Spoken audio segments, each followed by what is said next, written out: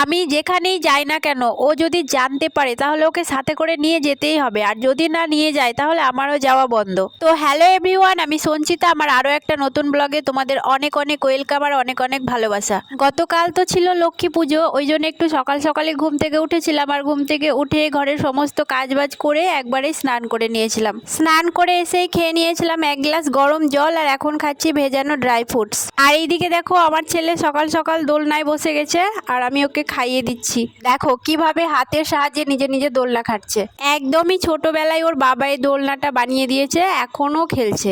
ওকে খাওয়ানোর পর নিজের জন্য এক কাপ চা বানিয়েছিলাম, আর চায়ের সাথে খাওয়ার জন্য বিস্কুট শেষ হয়ে গিয়েছে, ওই জন্য একটু চিড়ে ভেজেছিলাম। চাটা খেয়েই চলে গিয়েছিলাম ফলের দোকানে। শাশুড়ি মা বললেন যে দুটো একটা করে ফল নিয়ে আসতে। তো দেখো ফল তো নেওয়া হয়ে গিয়েছে, এখন একটু মুদিখানার দোকানেও যাব। এখানে নিয়েছি চিনি, বোঁদে, আলু, রাতে লুচি হবে তাই, আর ছোলার ডালও নিতাম কিন্তু ছোলার ডাল ছিল না দোকানে। আর এই যে দেখো আমি এসেছিলাম বাজার করতে, আর আমি যখন আসি আমাকে আসতে দেখেছিল, ওই জন্য ও যাওয়ার জন্য জেদ ধরেছিল।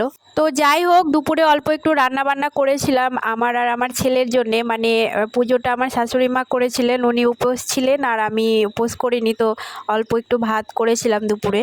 ভাত তো বসিয়ে দিয়েছি।